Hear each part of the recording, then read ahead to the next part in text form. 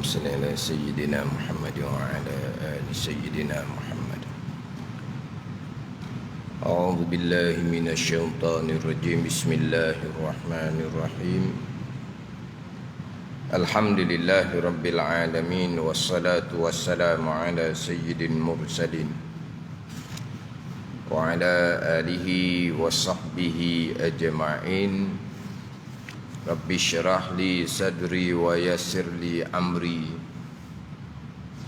واحلل عقدة من لساني يفقه قولي. سبحانك لا علم لنا إلا ما علمتنا إنك أنت العليم الحكيم. ولا حول ولا قوة إلا بالله العلي العظيم.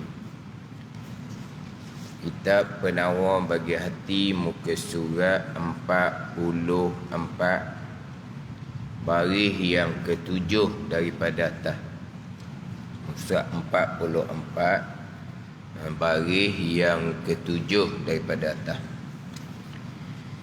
Qala al-muallifu rahimahullahu ta'ala wa nafa'ana bi'ulumihi amin. Dan bersabda Nabi sallallahu alaihi wasallam, baris yang ke-9 daripada atas. Baris yang ke-9 daripada atas. Qala al-muallifu rahimahullahu ta'ala wa nafa'ana bi'ulumihi amin. Dan bersabda Nabi sallallahu alaihi wasallam, la tattakhizu abdi'ata fataghrabu fid dunya. Artinya, jangan menjadikan oleh kamu akan kampung, yakni akan kebun, yang diambil daripada kampung, yakni daripada kebun, perhasil. Maknanya ni hasilan, yakni keuntungan. Jangan menjadikan oleh kamu akan kampung, yakni kebun, yang diambil daripada kampung, daripada kebun, perhasil. Gitu. Ada beza sikit ayat dia. Perhasil ni maknanya hasilan dia lah, keuntungan dia. Maka sebab bagi gemar kamu pada dunia. Adapun mereka yang tidak melalaikan akan dia, akan mereka oleh kampung ni, oleh kebun itu, maka harus bagi mereka menjadi akan dia akan kampung, akan kebun. Dan bersabda Nabi sallallahu alaihi wasallam, la tattakhizu abdi'ata fataghrabu fid dunya. Artinya, jangan menjadikan oleh kamu akan kampung, ini akan kebun, yang diambil daripada kampung, yakni kebun, berhasil, yakni hasilan, keuntungan. Maka sebab hasilan tadi, sebab keuntungan tadi, bagi gemar kamu pada dunia.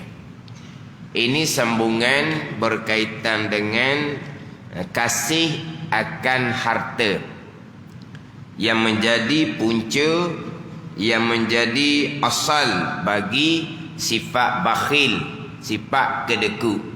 Yang mana bakhil satu sifat kecelaan, kemudian kasih akan harta satu sifat kecelaan yang lain, tetapi diletak dalam satu bab.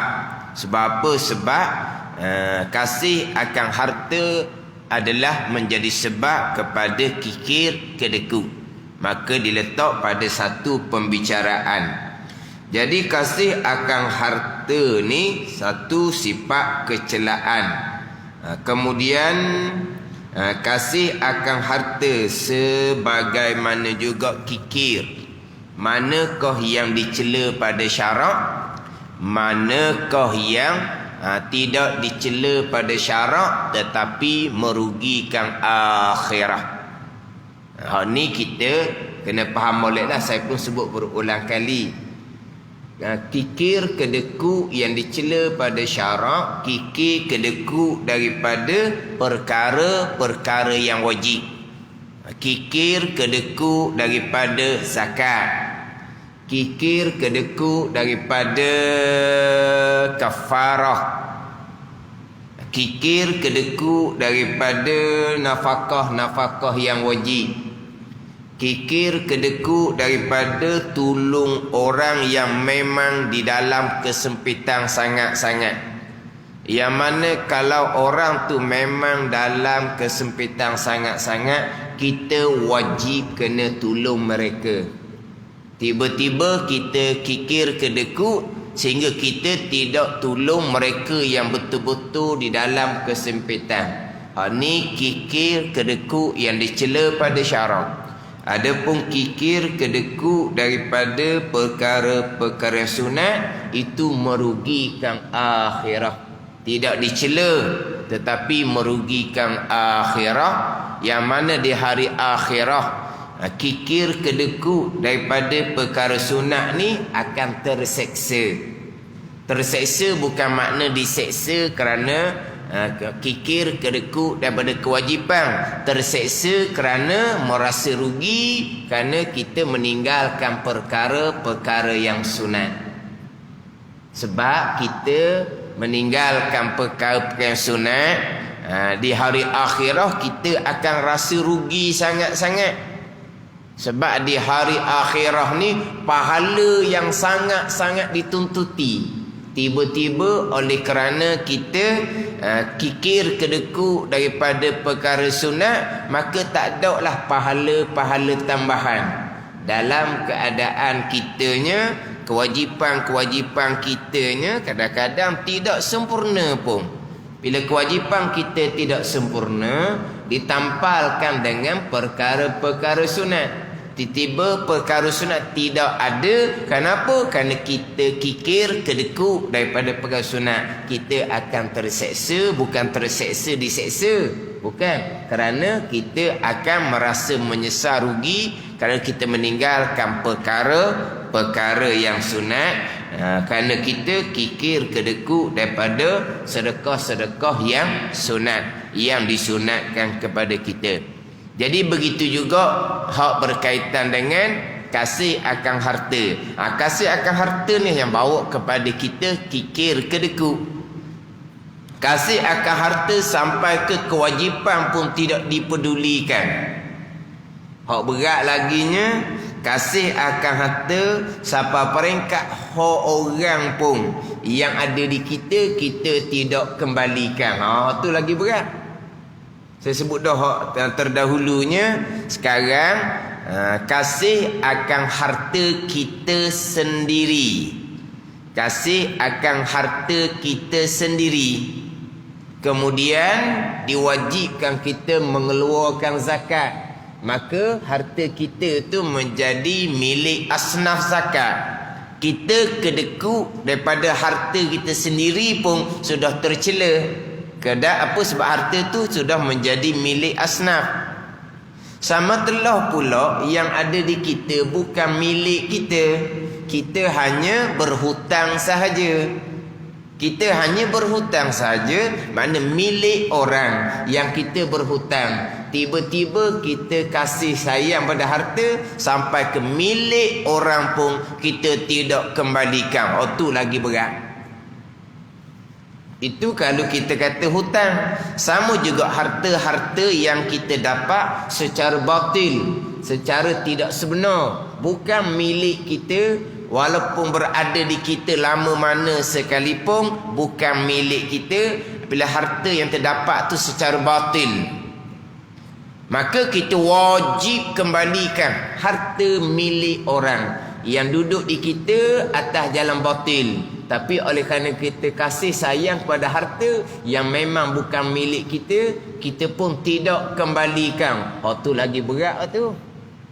Hak tadi kasih akan harta menyebabkan kedekut daripada zakat, asalnya harta kita.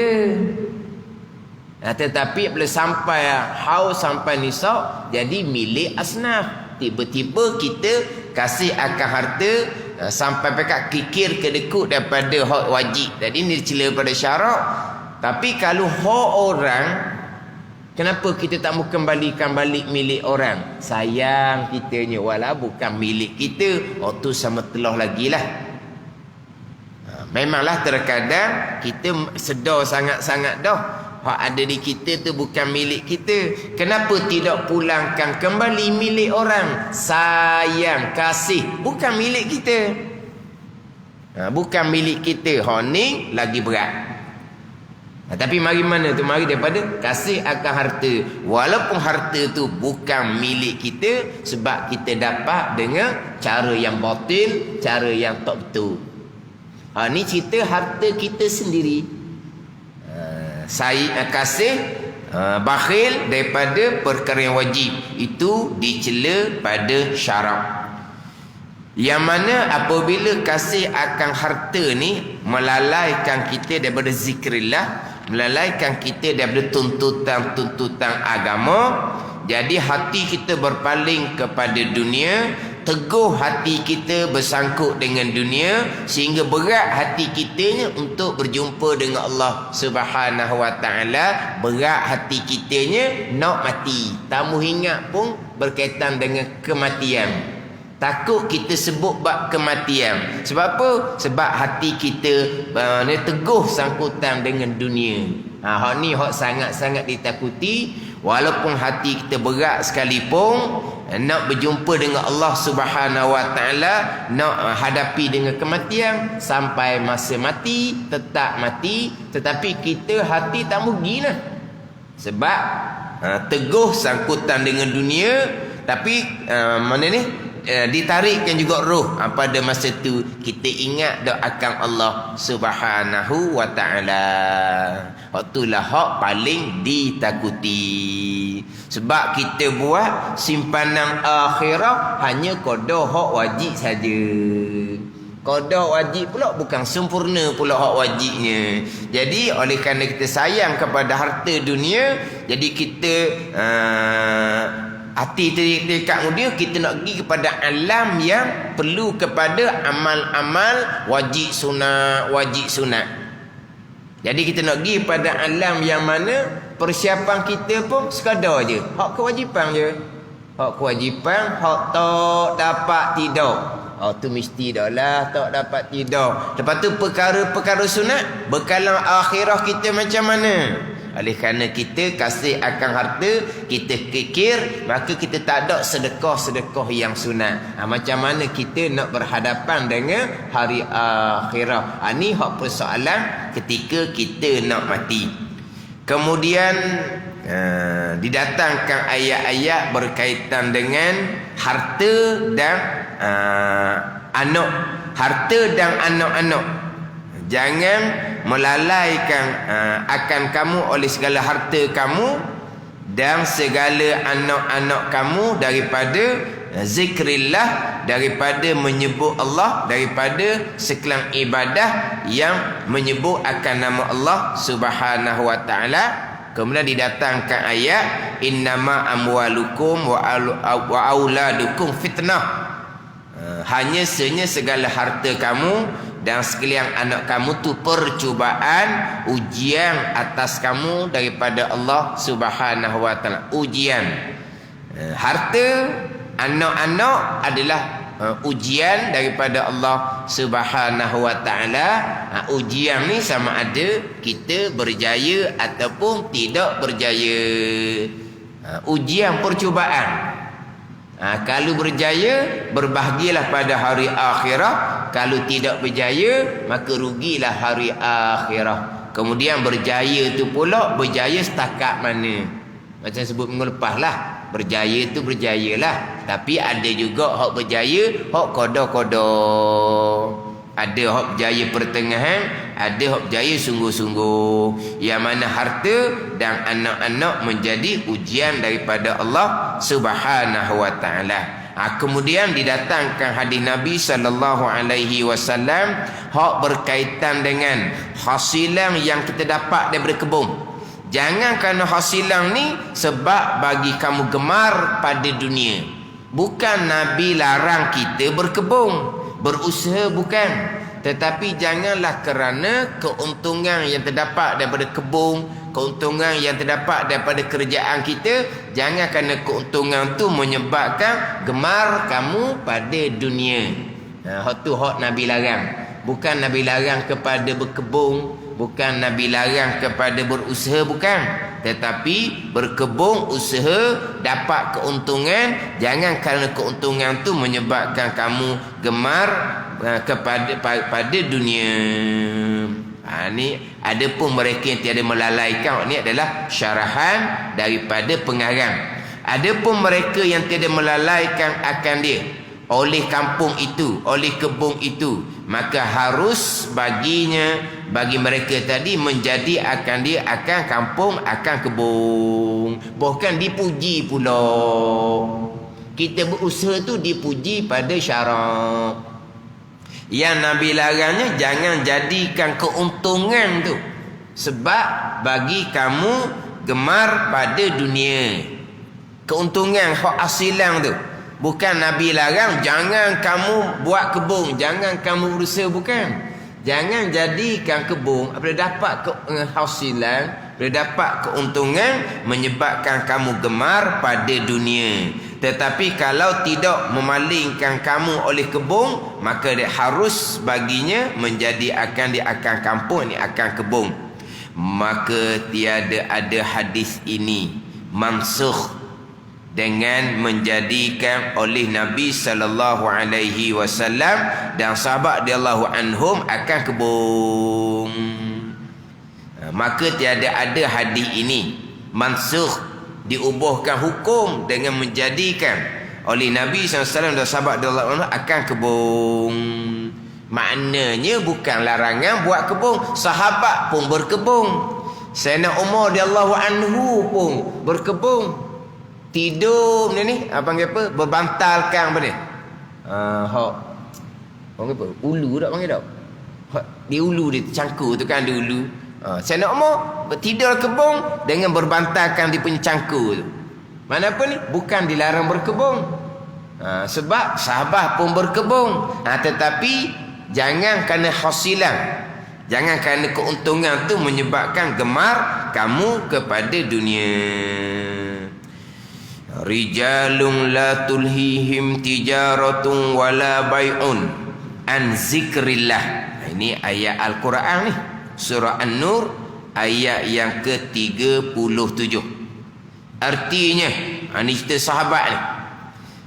Beberapa laki-laki di kalangan sahabat Nabi sallallahu alaihi wasallam yang tiada melalaikan akan mereka itu oleh berniaga, dan tiada melalaikan akan mereka itu oleh berjual beli, tiada melalaikan daripada zikrillah. Tengok, maknanya agama tidak larang berniaga, agama tidak larang daripada berjual beli, dengan bahawa agama tidak melarang kita berusaha, berkebun ke buat kerja apa pun. Tetapi jangan melalaikan daripada zikrillah.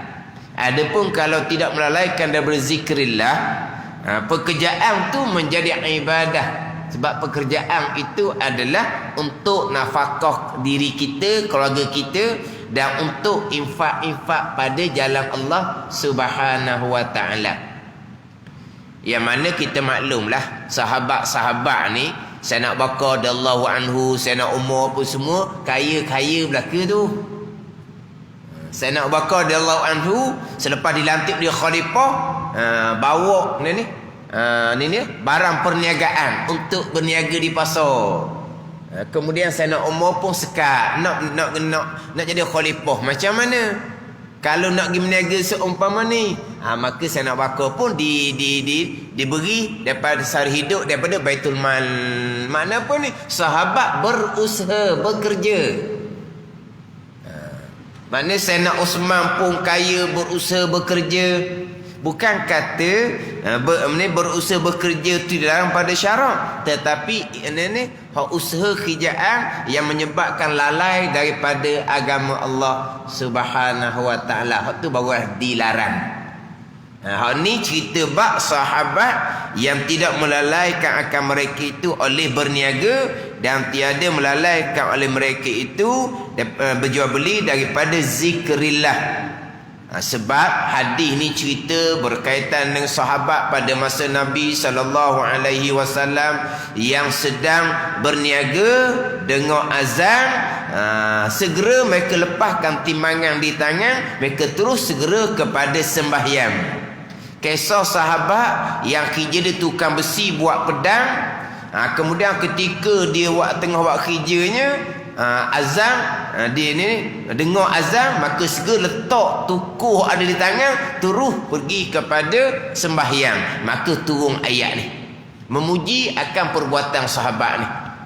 Maknanya berniaga ke, berjual beli ke, apa pekerjaan sekalipun tidak melalaikan daripada zikrillah.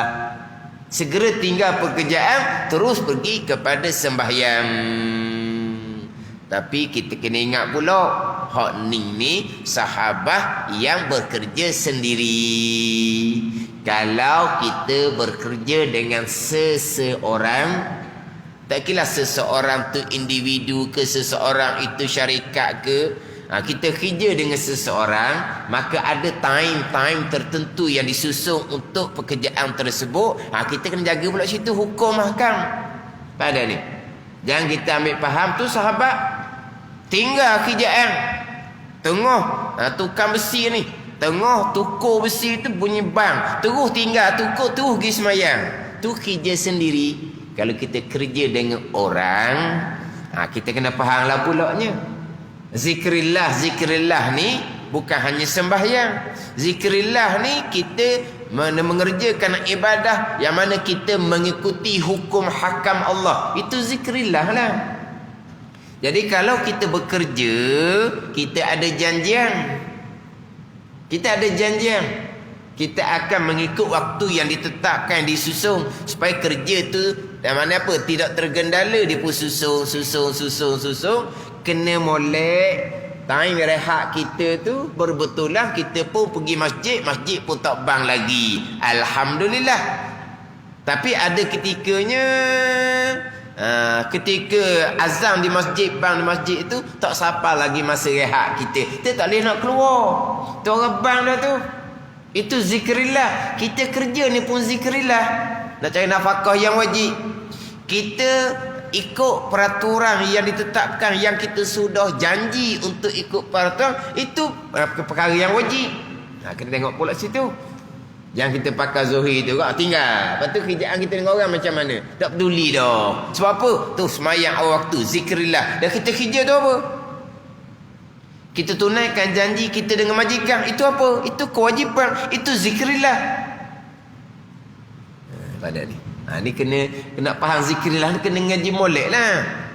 Kalau faham selapis tu ada apalah dianya. Dia tak kira macam mana orang ni pun tinggal. Ni keadaan yang macam mana. Hak kisah sahabat ni, dia kerja sendiri, tak ada kaitan dengan siapa-siapa. Tinggal kerja kerana zikrillah. Tapi kalau kita kerja dengan orang, kita kena jaga hukum hakam pula.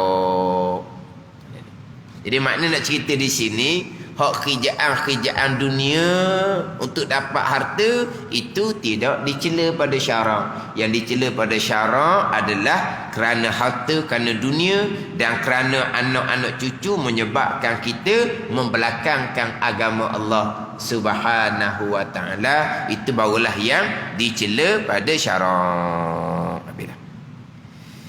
Dan ketahui olehmu bahawasanya harta itu tiada dicela akan dia, akan harta semata-mata.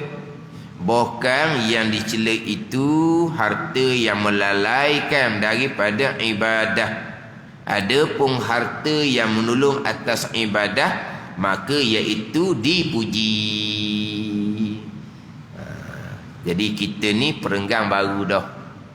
Jadi perenggang baru kita stesen agak munasabah sikit dah. Stesen agak munasabah, kita berhenti di stesen ni lah. Kemudian insya-Allah kita terus baca kitab yang kedua, kitab Fathul Mu'in. Sebab kita ni ialah tangguhnya 2 minggu PKP. Maklum-maklum lah 2 minggu ni. Kita sudah bulan Mac dahulu pun 2 minggu juga. 2 minggu. Lepas tu 2 minggu je. Lepas tu 2 minggu je. Lepas tu lama ni 2 minggu je. Lepas tu bulan-bulan. Tapi 2 minggu je lah. 2 minggu, 2 minggu, 2 minggu. Maklumlah dulu hak 2 minggu tu kis 100-200 je. Sekarang ni kita 3,000, 4,000. 2 minggu, 2 minggu, 2 minggu apa kali dah tahulah kita ni.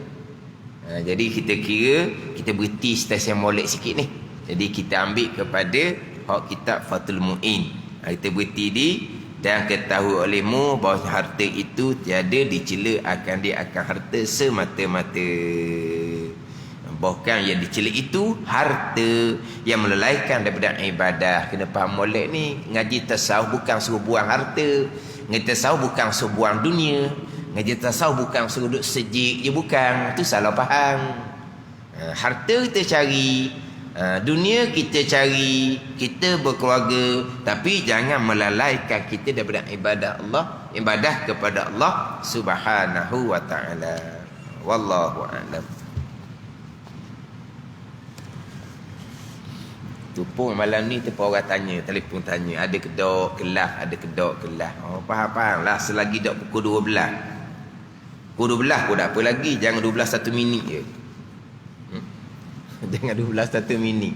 12 minit mulalah PKP. Kita maklumlah situasi sekarang. Jumaat pun setakat 40 orang ahli mukim. Ahli mukim. Kalau jenis hak tak ada masjid di mukim, tak tahulah nak ahli mukim di mana. Ada jenis semayang menumpang di mukim orang lain, kampung orang lain. Saya duduk Seberang Baru tak ada masjid. Tak ada masjid. Lepas tu nak tumpang mukim mana dah tahulah, sebab dia nak bilang 40. Nak bilang 40 pula ahli mukim. Gitu je lah. Macam mana? Hak memang ada ahli mukim tu tak apalah. Tapi dia 40 orang sahaja. Jemaah pula hanya 12 orang sahaja. Ahli datang kuasa masjid saja 12 orang, tak boleh lebih-lebih. Hak berjemaah 5 waktu. Ada kuliah kita maklumlah. Ditangguh sementara. Waktu kita kena perbanyakkanlah berdoa kepada Allah Subhanahu wa taala.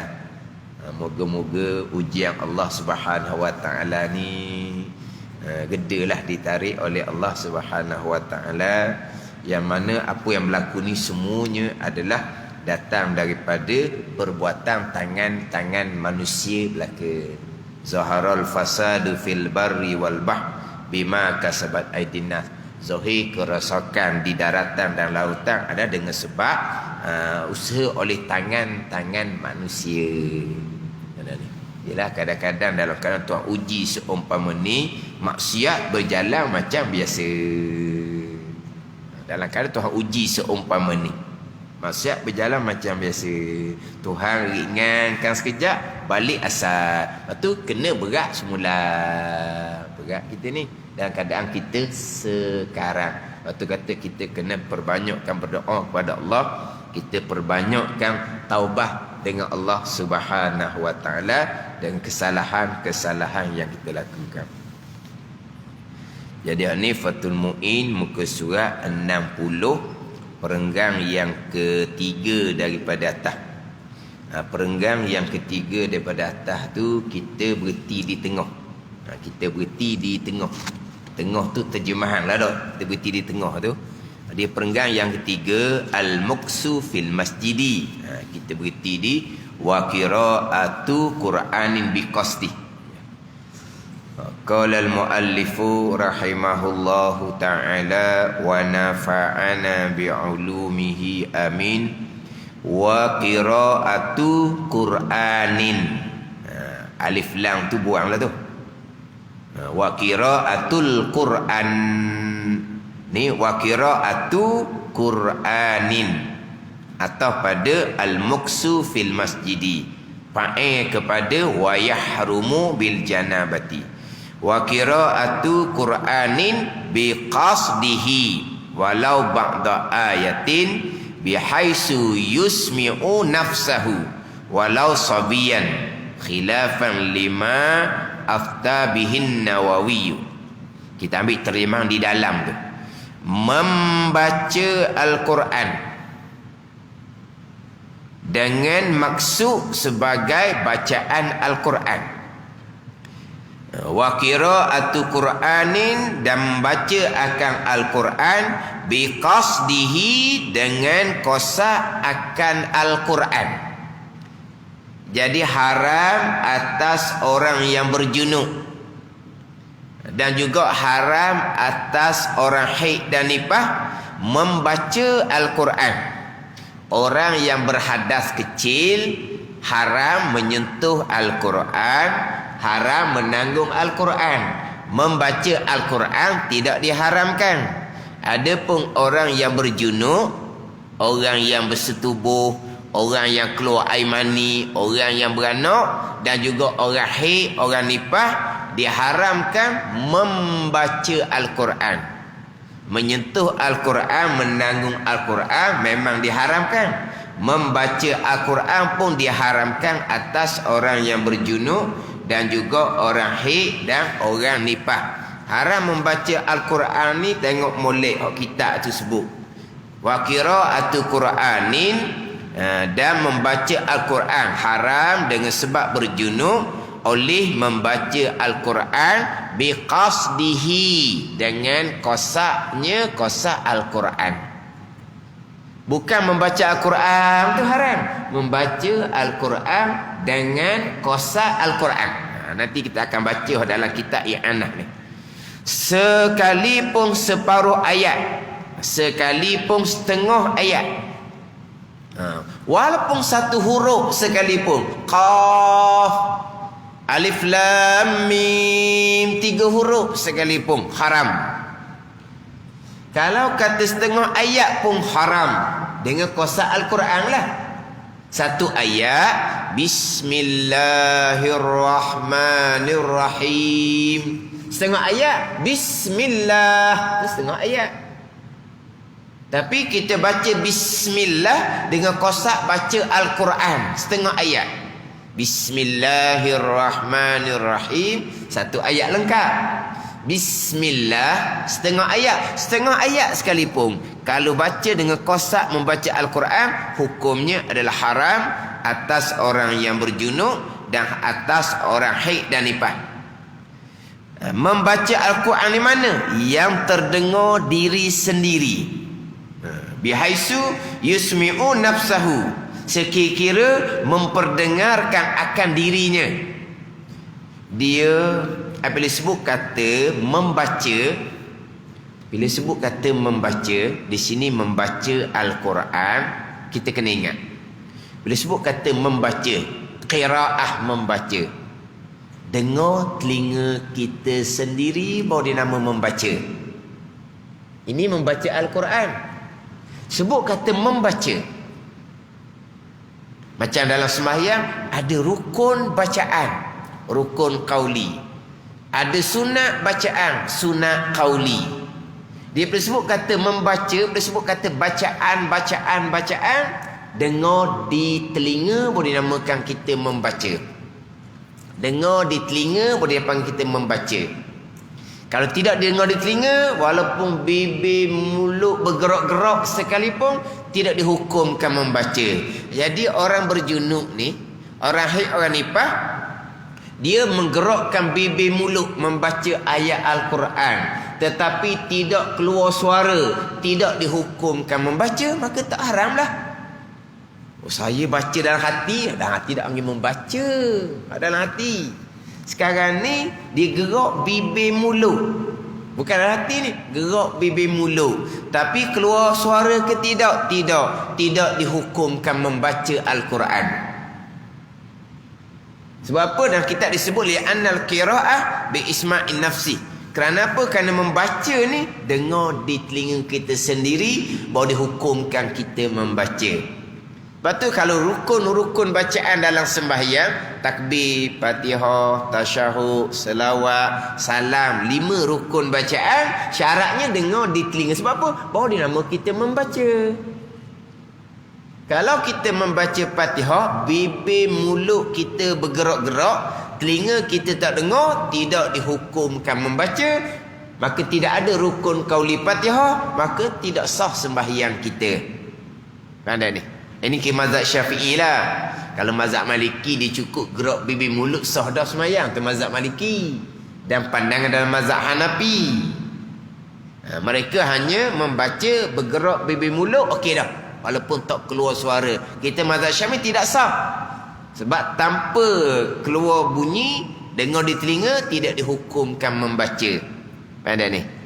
Ini kita membaca. Sama juga dengan bacaan-bacaan yang disunatkan kepada kita selepas daripada sembahyang. Mana apa bacaan lepas mandi? Wirid lepas mandi. Itu bacaan-bacaan yang disunatkan kita membaca lepas sembahyang. Bila sebut bacaan, dengar di telinga. Mana kalau tasbih 33 kali, 33 tu suti-suti kena dengar di telinga. Tahmid alhamdulillah 33 kali, suti-suti kena dengar di telinga. Takbir Allahu Akbar 33 kali ataupun 34 kali, dengar di telinga. Barulah dapat kelebihan diampuni dosa walau kanat misla zabadil bahri, walaupun dosa sebanyak buih di laut sekalipun. Tapi tasbih, tahmid, takbir yang jumlahnya 100 kali, dengar di telinga. Pada ni baru dinamakan kita membaca bacaan-bacaan yang disunatkan kita baca lepas sembahyang. Dengar di telinga. Sebab tu kena ingat molek, sebut kata membaca, dengar di telinga. Telinga mana ni? Telinga hak asal lah. Telinga normal lah. Jangan cerita telinga orang hak tua, orang hak ni telinga berat tu. Kita cerita telinga hak normal, hak asal. Tapi kalau telinga dia pun jadi berat dah sikit sekarang ni, tak dengar dah. Tapi kalau hak asalnya dengar, hukum dengar lah. Tak payahlah kita mengkuatkan lagi. Kemudian suasana tenang. Kalau suasana tu bising, hujan contohnya, ada orang buat kerja contohnya, jadi tak dengar di telinga, dia dengar dah tu. Jangan kerana hujan lebat kita pun angkat suara. Sebab apa baca kuat sangat tu? Sebab hujan lebat, telinga tak dengar. Dia dengar telinga hak dalam keadaan telinga hak normal dan suasana yang tenang. Baru dipanggil kita membaca. Di sini ni membaca Al-Quran haram atas orang berjunuk, orang haid nifas. Membaca, dengar di telinga. Baru dipanggil membaca. Maupun ia kanak-kanak, walaupun yang berjunuk tu kanak-kanak sekalipun, haram membaca Al-Quran. Kanak-kanak berjunuknya macam mana? Kanak-kanak yang disetubuhi, maka dia berjunuk berhadap besar, haram membaca Al-Quran. Berselisih dengan fatwa Imam Nawawi. Adapun pandangan Imam Nawawi, kanak-kanak yang berjunuk tidak diharamkan membaca Al-Quran. Kemudian di bawah, perenggan bawah tu perenggan baru dah tu. Wa binahwi haidin, itu perenggan baru. Dia ada pula tambahan-tambahan yang diharamkan atas orang haid. Tapi hak membaca Al-Quran ni orang berjunuk haram, orang haid nifas pun haram. Kemudian haram membaca Al-Quran ni biqasdihi, dengan qasad Al-Quran. Ambil kitab tu molek. Haram membaca Al-Quran oleh orang yang berjunuk. Kita sebut orang yang berhadap besar lah. Orang berhadap besar ni merangkumi orang yang berjunuk dan merangkumi orang haid dan juga orang nifas. Kita kira orang yang berhadap besar. Jadi haram membaca Al-Quran oleh orang yang berhadap besar ni, haram membaca Al-Quran dengan qasad Al-Quran. Dengan bahawa kalau tidak qasa Al-Quran tidak haramlah. Yang haramnya dengan qasa Al-Quran. Lepas tu membaca Al-Quran ni nanti qasa Al-Quran dia begini. Dia kalaulah ada sarif, ada perkara yang menghalang kita daripada membaca Al-Quran. Ada sarif, ada perkara yang menghalang kita daripada membaca Al-Quran. Tidak ada sarif, tidak ada yang menghalang. Maknanya kita tidak ada hadas besar. Kita membaca Al-Quran, dihukumkan kita membaca Al-Quran walaupun kita tidak qasa Al-Quran. Berbeza apabila ada sarif, ada perkara yang menghalang kita daripada membaca Al-Quran, iaitu hadas besar. Maka bila ada sarif, tidak akan dihukumkan membaca Al-Quran selagi tidak dengan qasa Al-Quran. Ada ni. Selagi tidak qasa Al-Quran, tidak dihukumkan orang yang berhadas besar tadi, orang yang ada sarif, ada benda yang menghalang baca Quran tadi, tidak akan dihukumkan membaca Quran selagi tidak qasa Al-Quran. Kita tengok dalam I'anatul Talibin. Dia dihuraikan agak panjang. Jadi hak haram membaca Al-Quran ni biqasdihi ay biqasdil Quran. Dengan qasa Al-Quran haram. Ay wahdahu au ma'a ghairihi. Itu qasa Al-Quran. Wahdahu dengan bahawa qasa Al-Quran semata-mata, hukumnya haram. Hukumnya haram. Au ma'a ghairihi, ataupun qasa Al-Quran serta qasa perkara yang lain. Mana perkara lain? Nanti dah akan cerita di hadapan. Qasa zikir contohnya. Di qasa Al-Quran dan qasa zikir haram. Qasa Al-Quran sahaja jelas-jelas haram. Tapi bukan qasa Al-Quran sahaja, qasa Al-Quran serta zikir, maka hukumnya masih lagi haram. Wa kharaja bizalika, dan keluar dengan kata qasa Al-Quran sahaja ataupun qasa Al-Quran serta yang lain dari Al-Quran, ma iza lam yaqsidhu kama zukir, apabila tidak qasa akan Al-Quran seperti disebut. Mana? Bi'an qasada zikrahu au mawa'izahu au qisasahu au tahaffuz wa lam yaqsid maha al-qira'ata lam yahrum wa kaza in atlaqa ka'an jara bihi lisanuhu bila qasdi syai'in. Apabila dia tidak qasa Al-Quran dan tidak qasa Al-Quran serta selain Al-Quran, mana? Qasa zikir ataupun qasa ambil pengajaran-pengajaran di dalam Al-Quran, ataupun qasa baca Quran kerana nak ambil kisah-kisah yang ada dalam Al-Quran, ataupun awit tahafuz, ataupun untuk tahafuz, untuk pelihara Al-Quran yang kita hafaz, dan tidak qasa sertanya akan membaca Al-Quran, maka tidak haram. Demikian juga tidak haram apabila itlaq dengan bahawa dia membaca di lidah tanpa qasa apa-apa, tidak haram. Dia begini.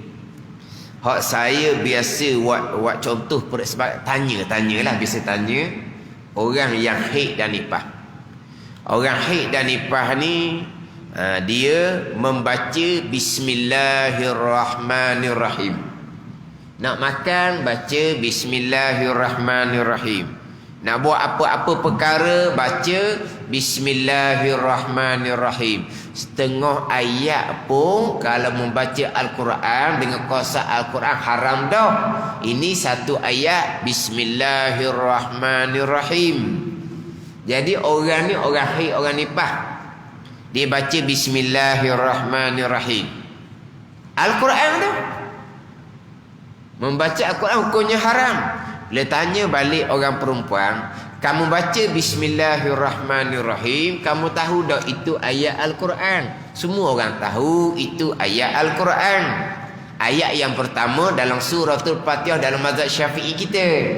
Sekarang ni kamu dah kadang berhadap kamu masih lagi membaca Bismillahirrahmanirrahim. Satu ayat, setengah ayat pun tak boleh dah.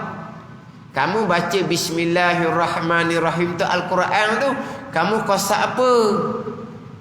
Kenapa kita tak kata dia membaca Al-Quran? Sebab dia ada sorif, ada benda yang menghalang hadap maka tidak akan dihukumkan membaca Al-Quran selagi tidak kosak Al-Quran. Jadi bila tanya perempuan ni, orang nipah ni, awak kosak apa ketika membaca Bismillahirrahmanirrahim? Biasa-biasa jawapan, dah tahu ustaz memang begitu dah dia kata. Bila nak makan, Bismillahirrahmanirrahim. Bila nak minum, Bismillahirrahmanirrahim. Sedar dah itu ayat Quran, sedar. Orang yang berhadap haram membaca Quran, tahu ke tak? Tahu. Dan sekarang ni macam mana ayat Quran yang kamu baca?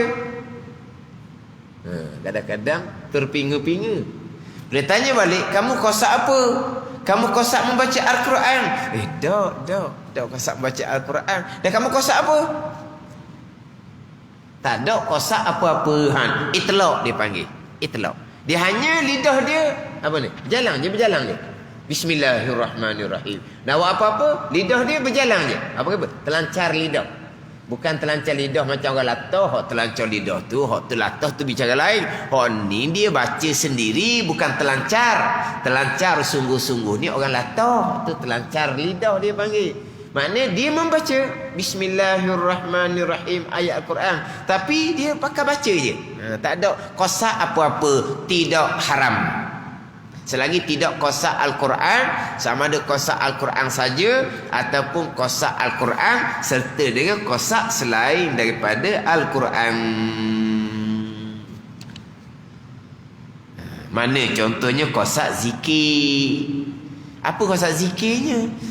Bismillahirrahmanirrahim, zikir, bacaan yang disunatkan kita baca sebelum kita melakukan perkara yang bernilai pada syarak, perkara yang tidak haram, perkara tidak makruh, maka disunatkan kita membaca bismillah. Itu zikir dia panggil.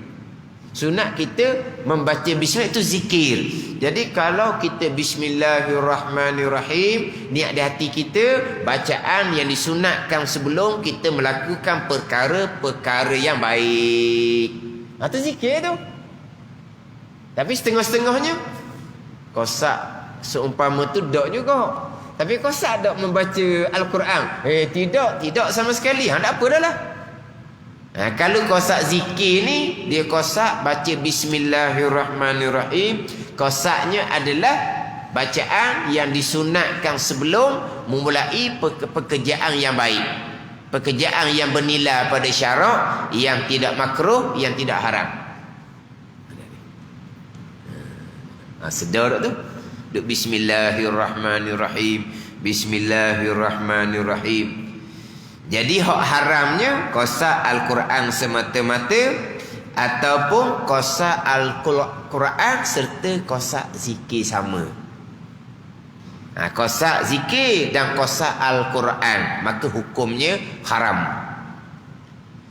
Tapi hak bab kosak ni saya sudah sentuh dah terdahulu ketika bicara kita menanggung Al-Quran dalam keadaan kita berhadas serta dengan mata benda serta dengan barang-barang yang lain. Ingat tau, kita dahulu bicara contohnya Al-Quran dalam beg kita. Jadi kita tidak sentuh Al-Quran, tetapi dipanggil kita menanggung Al-Quran, sebab Al-Quran ada dalam beg kita. Jadi kita menanggung Al-Quran serta menanggung barang yang lain. Ingat dah dahulu, yang haram hanya satu saja, kosak menanggung Al-Quran. Kosak menanggung Al-Quran sama dengan beg, sama dengan barang lain dalam beg, tak haram dah. Kosak bawa beg sama telah tidak haram, tidak kosak apa-apa pun tidak haram. Jadi 4 kosak, 1 haram, 3 tidak haram. Ni 4 kosak, 2 haram, 2 tidak haram. Kita sebut dah dahulu kan. Sekarang kalau kita bawa Al-Quran dalam beg, dalam keadaan kita berhadas, termasuk berhadas kecil, kita kosak bawa Al-Quran semata-mata, haram. Sebab kita berhadas. Ni sekarang ni berhadas besar. Kosak membaca Al-Quran semata-mata, memanglah haram. Kemudian kita bawa Al-Quran serta bawa beg. Bawa Al-Quran serta bawa pakaian dalam beg. Kosak 2 tu tak haram dah. Walaupun masih lagi ada kosak Al-Quran. Atas pandangan muktamad ni. Pandangan kata haram juga ni. Kata pandangan muktamad. Jadi walaupun masih lagi ada kosak Al-Quran, tapi Al-Quran dan juga kosak barang lain, tak haram dah. Berbeza dengan orang berhadas besar, membaca Al-Quran, kosak Al-Quran campur kosak zikir, haram lagi. Gitu dah ayat dia dah. Haram lagi. Kosak Quran saja sah-sahlah haram. Al-Quran bukan Al-Quran saja ni, Al-Quran campur dengan zikir, haram lagi. Kalau kita kosak tanggung Al-Quran, memang haram lah sebab kita berhadas. Tapi kita bukan kosak tanggung Al-Quran, Al-Quran dan juga barang lain, tak haram dah. Walaupun masih lagi ada kosak Al-Quran atas pandangan muktamad. Pandangan dia masih lagi hukum haram sebab ada kosak Al-Quran. Kemudian kosak bawa beg semata-mata tak haram. Quran dengan beg tak haram dah, kosak beg saja tak haram lahnya. Kalaulah kosak zikir semata-mata tak haram.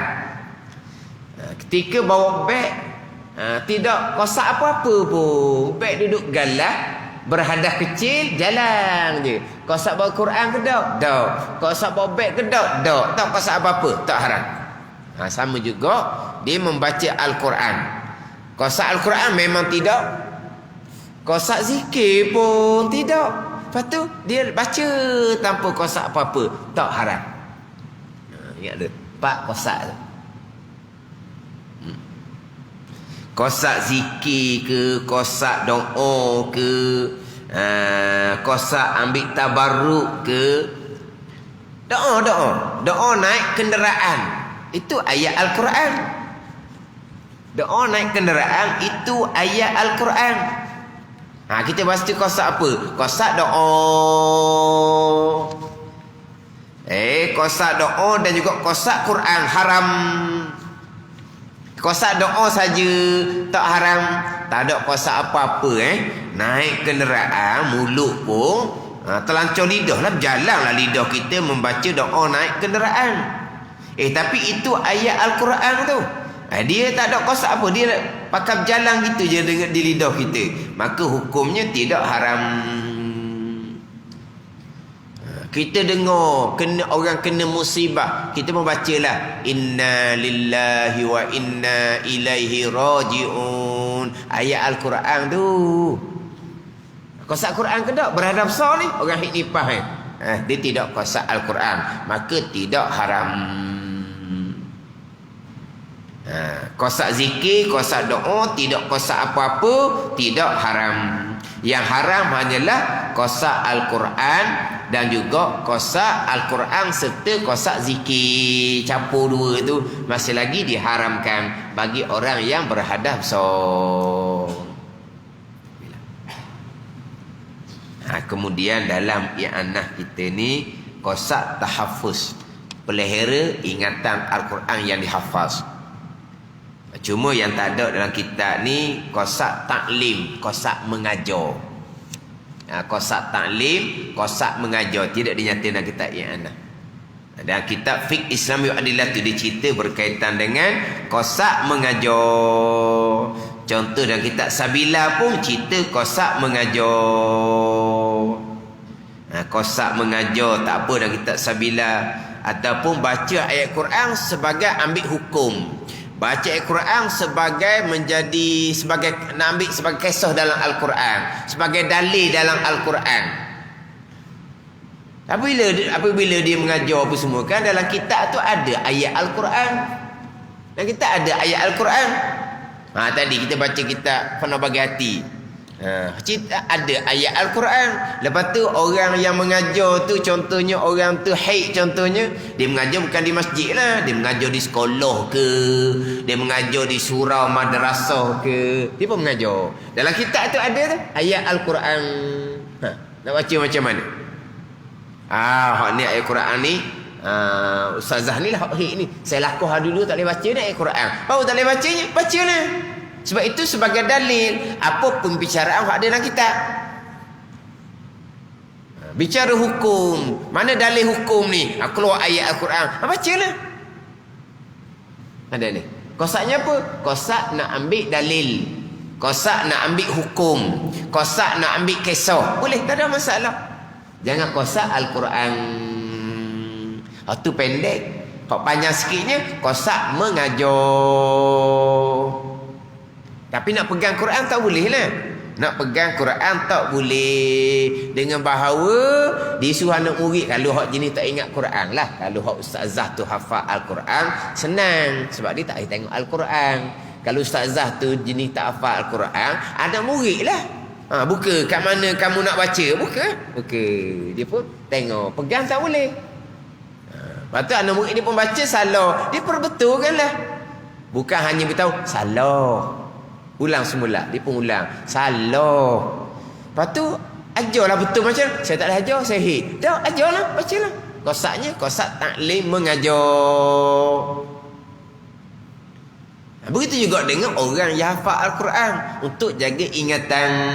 Selagi tidak kosak Al-Quran, tidak dihukumkan membaca Al-Quran bagi orang yang berhadap sah. Itu saja. Lepas tu macam mana dia mengajar? Banyak dia ajar tu dia baca. Macam ni tak kosak Al-Quran? Tanya mereka lah. Tanya orang nipah tu. Kalau kata baca Bismillahirrahmanirrahim, dia tak kosak Al-Quran, okey je, lagi pendek je. Tapi kalau dia mengajar Al-Quran, banyak ayat yang dia baca. Anak murid pula baca sekali ikut, tak betul juga. Baca kedua sudah ikut, tak betul juga. Baca ketiga dia ikut, barulah okey. Dah berapa kali nak baca? Betul macam mana tu? Kosak apa tu? Tanya dia lah.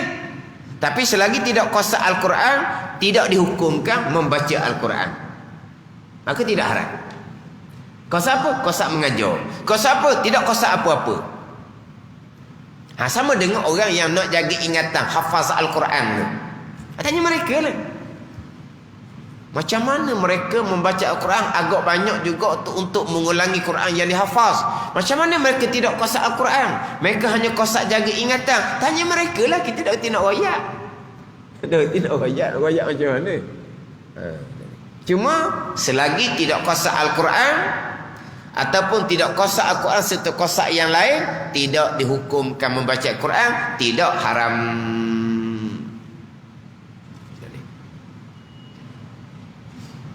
Walaupun baca tu banyak sekalipun, kosak Al-Quran hukumnya haram walaupun setengah ayat, walaupun satu huruf.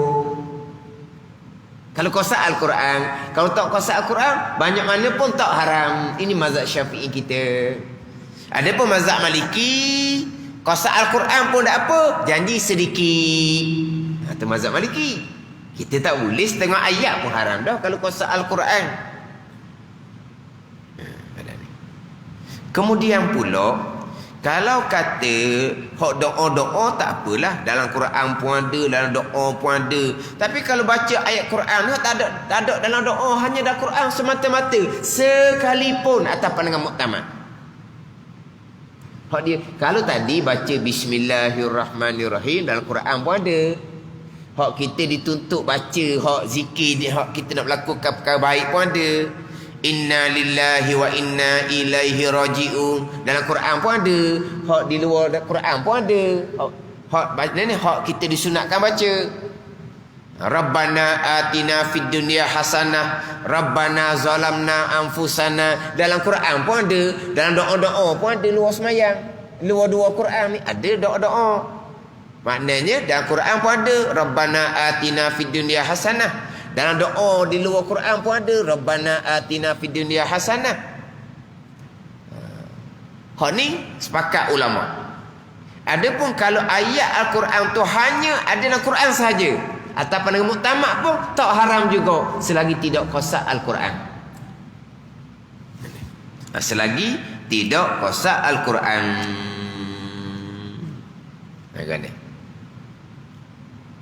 Cuma dah kitab kita ni pendek je lah.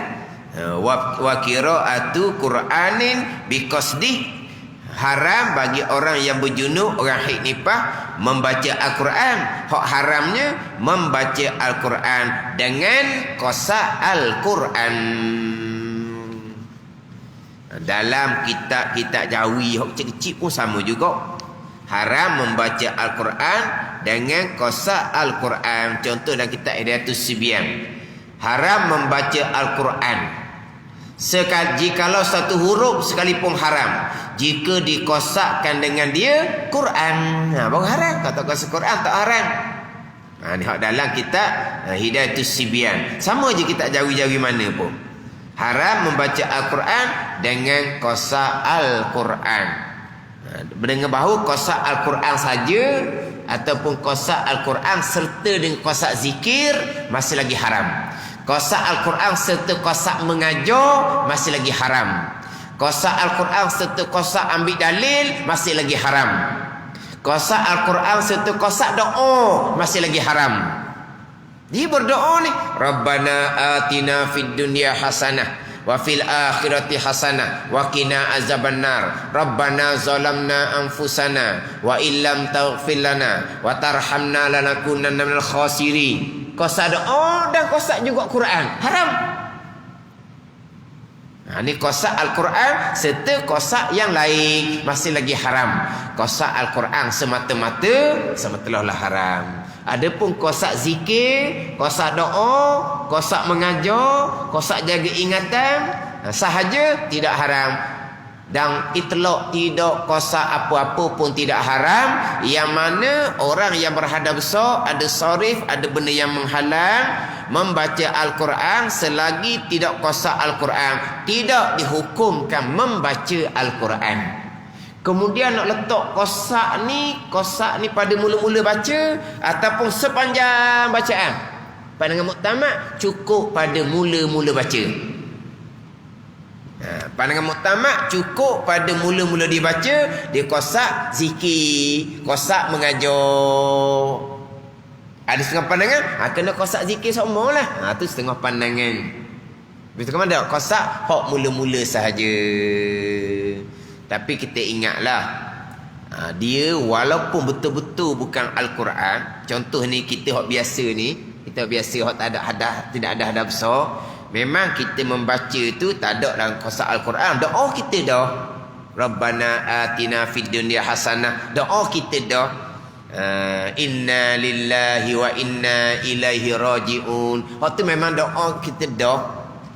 Walaupun memang tidak kosak Al-Quran, dan memang kita pun tidak ada sorry, tidak ada benda yang menghalang, sebab kita tidak berhadap besar. Tapi Al-Quran asalnya sudah dijadikan sebagai bacaan doa, tetap wajib jaga hukum. Jangan baca salah.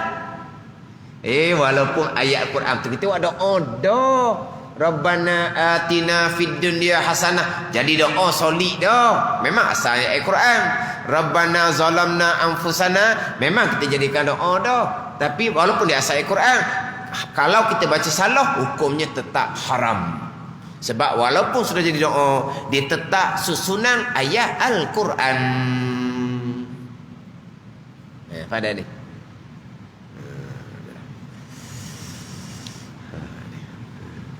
Dia dalam bab ni kadang-kadang timbul jugalah kekeliruan. Baca Al-Quran, kosak mengajar boleh. Kamu tanya guru Al-Quran. Tanya guru Al-Quran. Dia ni nak mengajar Al-Quran, dia haid. Dia kata boleh mengajar sebab kosak dia mengajar bukan kosak Al-Quran. Kamu kita tanya guru Quran. Tanyalah guru pekoh, dia kata. Ni pekoh lah ni. Ni pekoh lah ni. Ni pekoh lah. Bukan guru Quran ni. Tapi kalau kita tanya guru Quran, guru Quran yang jawab. Dia bukan guru pekoh. Tak, bukan pekoh lah ni. Dah kalau ustazah tu hit oleh hajar Quran. Ha gua ada. Anak murid mari, mek minta maaf mek Ustazah hit. Ustazah hit pula 2 minggu, hok paling banyak. Ustazah pukul hit. Mari ngaji mek Ustazah boleh sembahyang dah. Minta maaf Ustazah, saya pula hit. Tak mengajilah jawapan dia. Tak mengajilah. Sebab ada tempat. Tapi dia bermasalah sikit. Dia mengajar tu di masjid. Tapi dia mengajarlah. Kalau dia uzur. Tapi Ustazah duduk luar jadi. Kata tak comel tengok Ustazah duduk luar. Sebab memang tak boleh masuk masjid. Sebab dia haid, tak boleh masuk masjid. Tapi dia pergi mengajar di masjid. Kalau mengajar surah tak apa, senang. Dia mengajar di masjid. Duduk tepi sama Ustazah. Boleh tahu. Ustazah duduk luar tu haid tu. Ustazah duduk dalam, tak haid tu. Ada. Orang berlaku seumpama tu. Dia kata Ustazah tu kalau dia uzur kok duduk tanah, duduk luar. Bukan kawasan masjid anak murid duduk dalam. Kata ngajar masjid. Kalau ngajar surah tak kena gitu kata. Tapi mana apa? Dia reti. Dia haid pun dia mengajar. Cuma dia tak masuk masjid. Dia mengajar. Sebab apa? Jangan kosak Quran. Kosak mengajar. Taklim. Kosak mengajar. Yang haram adalah wa qiraatu Qur'anin biqasdihi, membaca Al-Quran yang haram dengan kosak Al-Quran, dengan bau kosak Al-Quran saja ataupun kosak Al-Quran campur kosak zikir, hukumnya haram. Kosak zikir saja ataupun kosak-kosak selain daripada zikir ataupun tidak kosak apa-apa, maka tidak diharamkan. Sebab bila ada sarif, ada benda yang menghalang hadap tidak akan dihukumkan membaca Al-Quran selagi tidak kosak Al-Quran. Selesai hak yang diharamkan bagi orang yang berjunub berhenti dalam masjid dan membaca Al-Quran. Wa binahwi haidin, masuk pula yang diharamkan dengan sebab haid dan nifas. Wallahu a'lam. Bismillahirrahmanirrahim. Alhamdulillahirabbil alamin. Wassalatu wassalamu ala sayyidil mursalin wa ala alihi wa sahbihi ajma'in.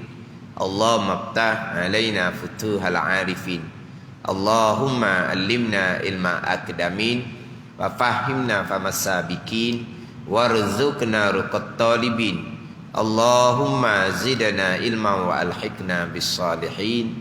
Wa sallallahu ala sayyidina Muhammadin wa ala alihi wa sahbihi wa sallam. Walhamdulillahi rabbil alamin.